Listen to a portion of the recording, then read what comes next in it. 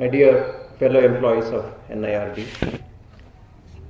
families of the employees who are present, guests who are present on the occasion of the Republic Day, at the outset, please accept my warm greetings on the occasion of Republic Day, and it's an occasion for us to recognize the sacrifices rendered by freedom fighters for our country, and through their efforts, through the sacrifices for the freedom they've given to us, the freedom that we enjoy from the yoke of the British, which has suppressed us for centuries together and put us backward in the Committee of Nations from the heights of glory, economic glory in the world.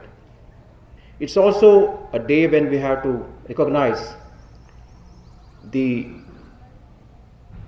entering into force of the Constitution of India in 1950 and the principles enshrined in the Constitution which guide and govern our day-to-day life. The Constitution not only guarantees to us the rights but also governs the country through the directive principles. And these directive principles guide the country and govern the country towards higher economic and social attainment and development. And it is in this task that we are involved, taking the country to greater heights of economic glory and social equity. That's our work. And National Institute of Rural Development had made monumental contributions in the direction of taking the country to greater heights of economic glory and social equity through its efforts. And the Constitution, through its 73rd and 74th Amendment, really brought into place the third tier of the government through the panchayats and the urban local bodies. And I'm glad to once again say that the National Institute of Rural Development had a monumental contribution to make in the enactment of the 73rd and 74th Amendments to the Constitution, because of which the panchayats and the local bodies, they have autonomy, they have independence in their functioning. So it's also a time to recognize our contribution to upholding of the Constitution and what changes we've been able to bring in people's lives of this country over the past several decades. In this written speech that I received from my office, said that NIRD is a symbol of service in the field of rural development and Panchayati Raj. The thought crossing my mind is that we should not only be a symbol of rural development and Panchayati Raj, but an agent of change, an agent of transformation in rural development and Panchayati Raj. We should not only be a symbol, but should be a real player, real actor in bringing about this transformation. And this transformation can come about through our collective efforts, through our dedication. And that's what the country expects of us. We passed through several challenges during the past 2 years, especially the major challenge of COVID. We've been able to withstand that challenge, and we've been able to do business as usual, I would say. In fact, even greater number of programs than what we've been doing during the pre-COVID time we've been able to achieve. During the year 2021, through our efforts, we did a number of online capacity building events, and through those events we've been able to attract more number of participants to our courses than we were catering to before the COVID times.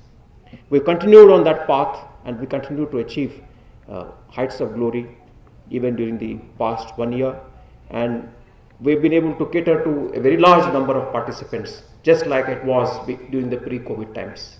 The COVID did not affect us, COVID did not affect our services, COVID did not affect our work in that manner. So I thank all the faculty, all the employees for their contributions in making this happen. This has been a monumental contribution that all the faculty, all the employees have stood by the management, stood by the institution and the country to make this happen. And we deserve congratulations for making this happen.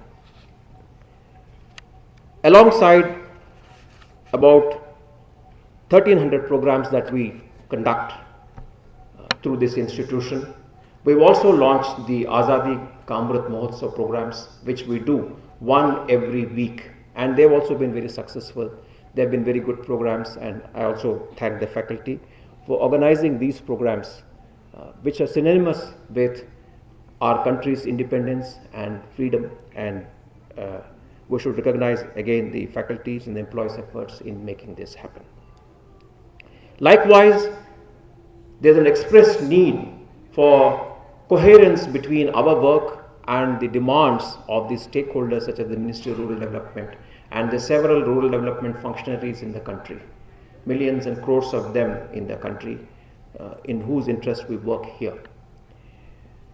To bring about this coherence, to bring about this synchrony in terms of expectations, the lead faculty of our institution, especially Professor Jyoti Satyapalan, made good contributions in terms of developing the training needs analysis to understand the training needs of different stakeholders in the country. And this is a very right step in bringing about good understanding of the stakeholder requirements in terms of the capacity building. We've taken other lead steps in the area of Panchayati Raj. In the Panchayati Raj arena, we've been instrumental in bringing about the People's Plan campaign since 2018, through which the Gram Panchayat development plans have been developed for about 250,000 panchayats of this country. And now we're going forward to improve the quality of these Gram Panchayat development plans and link them up with the block Panchayat development plans and the district Panchayat development plans, so that there is again a linkage between each of these plans and a coherence in the planning of the panchayat's functionings. This year again, we went forward and developed the guidelines for a citizens charter, services-based citizens charter for the panchayats of this country. It's been well received by the panchayats of this country, and 195,000 odd panchayats have adopted the services-based citizens charter of this country, which puts in the hands of the citizens a charter of demands that they can make upon the panchayat functionaries for the delivery of services in the appropriate manner and at the right time. In addition, we've also enhanced the capacities of the panchayats by developing model contracts for contracting out wash-based services for the panchayats, which they themselves are not able to do. At the same time, ability to govern the contractors in the direction is very essential, and we facilitated that by developing training manuals for the services-based contracts in the wash arena for panchayats. In the social audit arena, also we made a lot of progress.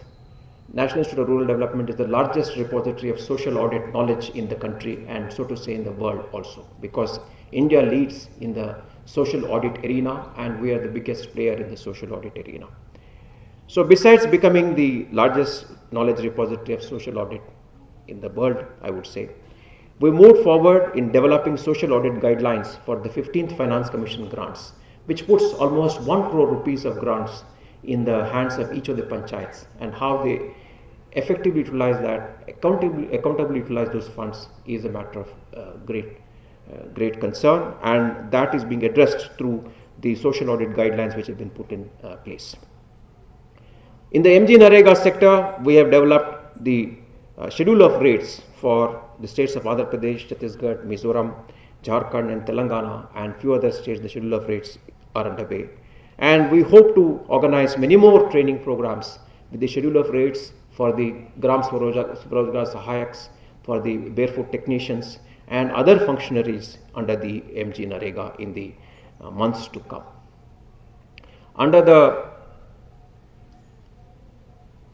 watershed development programs, GIS tools have been extensively used for planning the second phase of the watershed development programs of this country, and NIRD is playing a lead role in the development of the detailed project reports for these watershed schemes.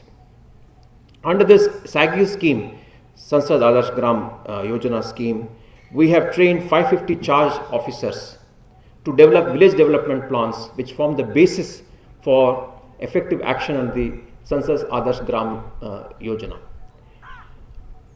If we have good village development plans, we can ensure good convergence across the various schemes at the village level, and indeed the villages can become ideal villages in terms of development. If we don't have good village development plans, it is difficult to expect that the villages will develop into ideal villages. In that direction, we have taken some lead steps in effectively training these 550 charge officers.